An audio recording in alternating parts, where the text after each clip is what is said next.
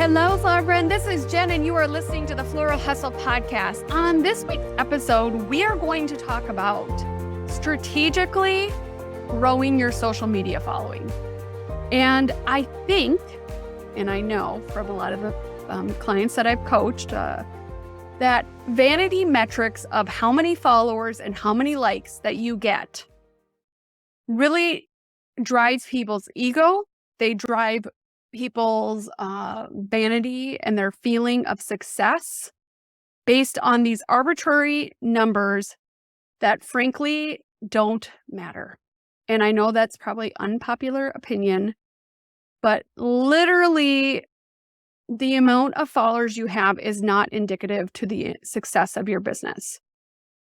The quality of followers that you have and who that person is, because you can go buy followers. You want a ton of followers, go buy them. You can buy them. They're like bots, literally, that could make your numbers look all big and pretty, but that's not helpful. What's helpful is having an audience of people that literally are, for one, looking for your services, or my biggest marketing strategy is to follow businesses that are all dealing with clients that need your services. And then making sure that you interact with them to build relationships. Then the other thing is really targeting your local market and targeting, clients that are in your local market. So couples that are in your market that you have done weddings at their venue. So using a venue or geo to help attract that audience. So I want to start out with the first thing is on social media to grow your following. The biggest thing that I put as an intention behind my social media is that I am there to help educate anybody following me on best practices for wedding flowers, best whatever for wedding flowers. Some topics that I've covered, just to give you an example, top wedding trends for 2023 wedding season. 3 ways to save money on your wedding flowers. Amazing blue flower options for your wedding. Why are 2 florist quotes different from each other and how that should matter to you? Do you want the cheapest flowers or the best value? These are all topics that I've talked about on my Instagram. I take a week, I pick a topic, and I talk about it in 3 different ways: a long form video, a 60-second reel, and a 30-second reel. And then I am taking that and posting that strategically through the week. I could also create carousel graphics. I'm bringing on a social media person to help with everything because it's kind of a lot. And I know when wedding season starts, it's going to really feel like a lot. So you could find, if you are not good at this, you could find someone to help schedule all of it. All you got to do is take 10 minutes of your pretty face on camera to make these videos. And then you could pay a VA, a virtual assistant, or you would get a personal assistant that maybe could also help pull vases, clean vases, pull candles, do all those things. Like that super organized person that also loves to play in Canva. You want to find that person if this is not one of your strengths or if you have too much on your plate. Then I'm going in with the intention that I want to grow my business. I'm going in with the intention of really wanting so much value that people want to follow me that aren't, literally just clients, potential clients. I want wedding vendors to follow me. And so my first part strategy is, if you are just starting your Instagram, or if you've had it for a while and you haven't done shit with it, go in and find photographers, venues, other florists. I know that one probably seems crazy, but I'll explain why. And DJs, wedding planners, go find them and follow them. Don't do anything. just follow them. When they go back and follow you, send them a DM to thank them. Tell them, thank you so much for following me. I love everything on your, pick out one thing on their page that they know when they read that you actually took time and energy to look at their page. I love the wedding that you did at X venue. It was stunning. I especially love the velvet, place cards or whatever. Then you are showing that you've paid attention. And then I say something like, if you ever have somebody looking for flowers for their wedding, I have some availability for this year and I'd love to connect. And if you have an a la carte flowers program, you can also say, and I also have a really super easy way for, one of your clients to get flowers is my a la carte flowers. It's like all my prices are online. They're going to be like, whoa, like that's interesting. So you, for one, have taken action to do something most people don't. You've sent them a personalized message that is telling them that you can add value, you have availability, you're friendly, and then they're going to start following your page. And they're going to see your bright and shining face 3 times a week, hopefully. And I know you're probably like, that just feels like a lot. 10 minutes. 10 minutes. You can have all that content created 10 minutes. And I have people all the time go, like, you show up like nobody I've ever seen. And I love your videos. I love how much, content that you put out. I love how much your energy just is so great. Like I've had a million different things. But the key thing is that I start posting that and people start sharing that content. Everybody is looking for content that adds value to their page, to their audience. So if they can take content from somewhere and share it, they seem like an expert. They're positioning themselves as I'm an expert. So you could do that same positioning. And how you do that is also repeating what you want to happen. Go and share their posts on your stories. Go and comment on their posts. So do not ever go in and just post and ghost. Go in and take 10 minutes of strategic interactions that you basically are going and saying, okay, they post a picture. It's a photographer. They post some beautiful pictures of a wedding they did at one of your favorite venues. I absolutely love this venue. You captured this wedding so beautifully. I love the blank whatever. So literally I'm taking 10 seconds to reply, but I took 5 seconds before that to through their page. And then I respond. If it's a planner, like I'm going and saying, you like, especially if they say the design and planning, because then you know that they curated it. And then you know that they deal with higher budgets. Just a tip. So then go in and literally, say, this wedding looks like it was just delivered so beautifully. I love the blank. Where did you find that? Like, then you're asking a question. So if it's somebody you want to engage with, people love when they see comments because that means people are interacting with your post, which is going to help you show up to the Instagram gods, the Facebook gods, the TikTok gods. Like, it's going to help boost the relevance of that post when people are interacting. And most, I would say, successful or people who are established understand that and appreciate your time and energy and effort in interacting with their posts.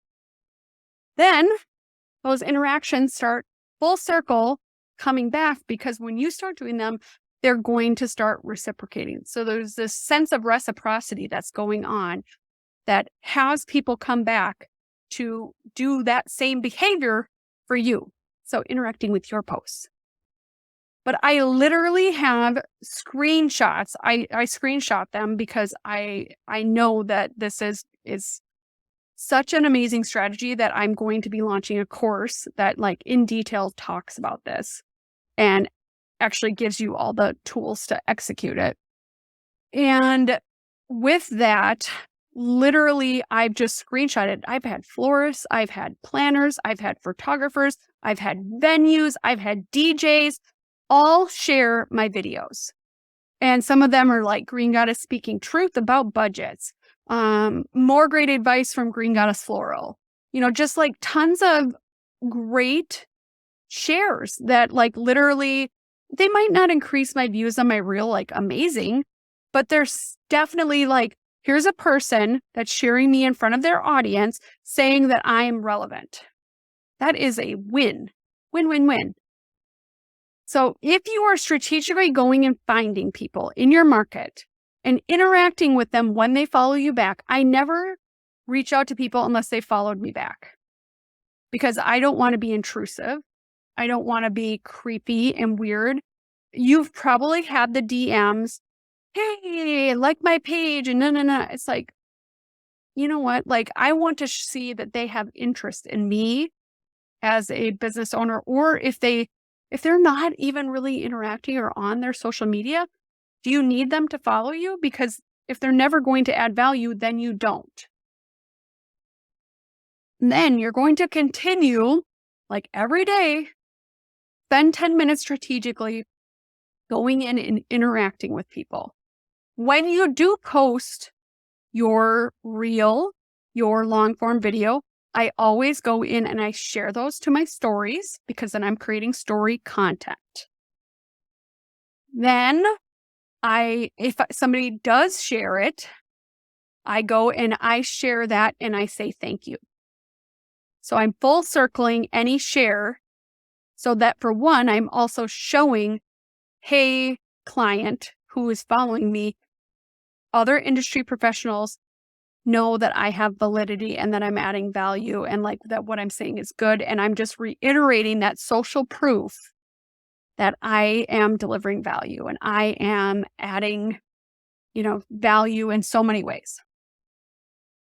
But I also think having a geo strategy, so a location strategy, because Instagram, TikTok, Facebook, like they're not super geoed naturally. I'm friends with people all over the United States on Facebook, on Instagram. I want to be reaching people in my market that are potentially getting married at some of my favorite venues. So I am creating a geo strategy of if I have done a wedding there, I am making sure I'm using that venue's hashtags. You can go in to that venue and look at their post and you can see what hashtags they're using.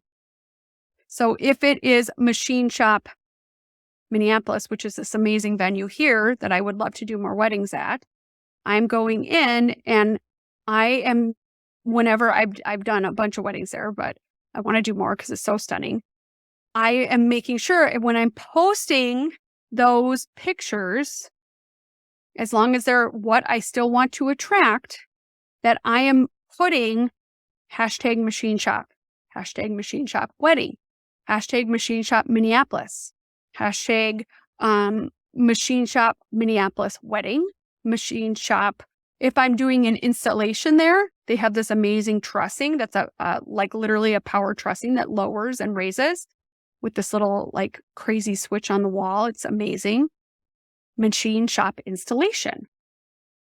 Machine Shop, like there was another venue here that was called Aria that I actually got married at, and I was in love with their wheel.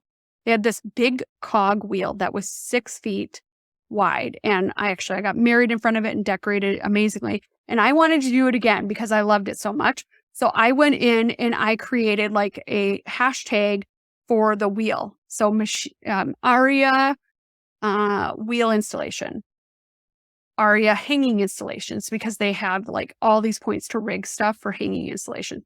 So I was going in and I was creating hashtags that I wanted to show up for. But if you want to show up for venues like this even more. Even though if people consider it a social media, it's really like a search engine. You should probably be on Pinterest. You should probably figure out a Pinterest strategy that when somebody is searching machine shop wedding in Google, that you're indexing on Pinterest with images from your wedding. Photographers do an amazing job of this because they'll put a blog of a whole wedding and then carry that through with all these images that are tagged, and they're alt tagged so that every image is indexed. And then they're taking that in that picture and they're putting it on Pinterest with it linking to their blog posts. So that is definitely another strategy outside, I think, of the core of social media, because even though it's considered a social platform, it is a search engine platform. But it can be handled by scheduling in most social media scheduling tools like Planoly and Tailwind. And literally isn't that difficult. So if you think I should do an episode on Pinterest, I would love to do that. And so you can send me a DM if that is of interest, because I would love to hear if people are even interested in learning about Pinterest strategies, because I think it is a little bit next level and it is a little bit more work because you're having to create a place for it to go, which is usually a blog post. So those are some strategic ways I would get in front of wedding vendors. I would make sure that I'm posting geotagged to locations that I am inspired. And even if I want to mention this last comment and then I will say goodbye today. Even if you've never done a wedding, you can create content for a venue that you want to do a wedding at. So let's say I had not done a wedding at Machine Shop here in Minneapolis, and I want to though. I could create a post and tag Machine Shop Minneapolis with something that was like, want an installation at Machine Shop? This is what, and maybe you have a carousel post and you have 3 slides of 3 different types of installations you could do and the pricing. You could, 3 ceremony setups that just are a dream at Machine Shop Minneapolis. You could mock up images in Canva and literally use those mock-ups in your photos and then tag the venue. When people are getting married, they're going to that hashtag. They're going to go look at the tagged photos under Machine Shop's page. So you can show up there even if you haven't done a wedding there. I hope this episode was helpful. I literally think that there is a science to growing your social media with the right clients, with the right amount of effort, that you don't feel burned out. And I hope that this little kind of talk was helpful in that relation, because I do feel that so many people are just so concerned with how many followers they have and the likes that they're getting. And it's just, it doesn't matter. If you have the right audience, that's what really matters. The right audience to help grow your following. And once you start really getting on a content creation calendar and a plan, like the followers are just they're going to follow. Your followers will follow your content plan if it is delivering value. I hope you have an amazing day, flower friend. Thank you so much. And if you enjoyed this episode, please go to your podcast player of choice and do a review, especially Apple. Like 75% of you are listening on Apple, which is fascinating to me, by the way, because I see so many florists not have Apple phones. But if you are on Apple Podcasts, I would love for you to go do a review. And I'm doing this for free. I actually pay money for a podcast editor. So like getting that feedback from you guys that you're excited about this, that the content is helpful, is just, it fuels my fire to keep doing this. And it makes my day. Whenever somebody leaves a comment on my Instagram, or sends me a DM that is just positive, it makes my day. So I love creating content for you guys, but I love feedback. If you can ever take a few minutes and just send me a message or comment or do a podcast review, I would so appreciate you. So have a great day, flower friend.